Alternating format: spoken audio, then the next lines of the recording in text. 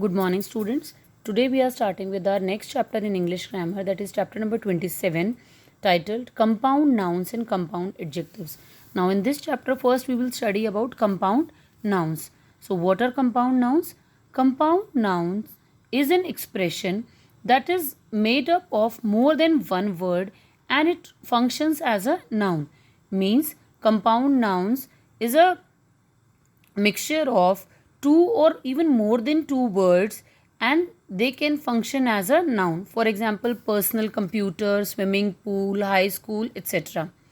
And mostly the compound nouns consist of two words, but they may consist of three or more than three words also, like brother-in-law, parent-teacher association.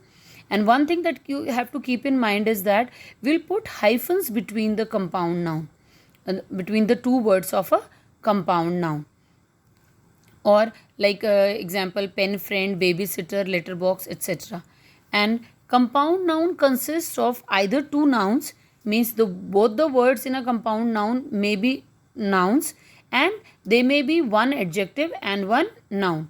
For example, the example of noun plus noun means the compound noun consisting of two nouns is bank account, and the compound nouns consisting of an adjective and a noun is driving license. Now come to exercise A. In exercise A, we have been given certain words in column A and we have to combine those words from column 1 to the words given in column 2 so that they become compound nouns. And we have to write those words, compound nouns, in column 3. Like for example, air is written here. So we'll match this air with conditioner. So air conditioner will be the compound noun and we'll write down here. In similar way, bed is there in column 1 and we'll match it with room in column 2 so that it will become bedroom, and bedroom is a compound noun. In this way we have to do this whole exercise. Now come to exercise B. In exercise B, certain 4 verbs are given to us and we have been given 3 words in each verb. What we have to do is we have to join these words in given verbs so that we can make compound nouns from these words. For example, like in first one we have been given with guest, house and boat. Now from these 3 words we can make 2 compound nouns. First is guest house and the second one is houseboat. In similar way, we can make compound nouns from the rest of the 3 verbs also. Now come to the next topic of this chapter, compound adjectives. We have already studied compound nouns. Now what are compound adjectives? Compound adjectives are the words which are made up of 2 or more than 2 words and they are usually written with hyphens in between. Like for example, a kind-hearted, good-looking, one-sided, well-balanced. And one more thing, a few compound adjectives are also made up of more than 2 words.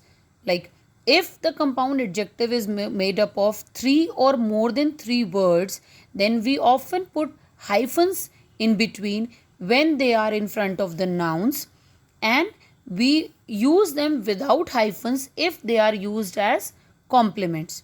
Like we take an example in order to explain it. Like this is an out of date map. Here map is a noun and we are using the compound adjective before the noun. So we will put hyphens in between, out of date. But in this sentence, this map is out of date. Here we are using this compound adjective as complement. So we will not put hyphens in between. Fine. Now come to exercise C. In exercise C, we have been given with certain words in column 1 and some other words in column 2.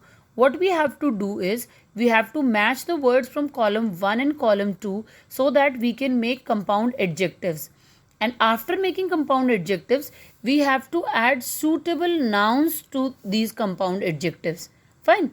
Like the first word is brand. Fine. Then brand, we'll match it with new so that it will become brand new. And brand new is an adjective. And what we have to add in this? We'll add one noun in it. Like we add shirt so that it will become brand new shirt. Fine. And why we put hyphen here? Because shirt is a noun and we are using the compound adjective before the noun. So we will put a hyphen before it. In similar way, second word is absent. With absent, we'll match it with absent-minded. Fine.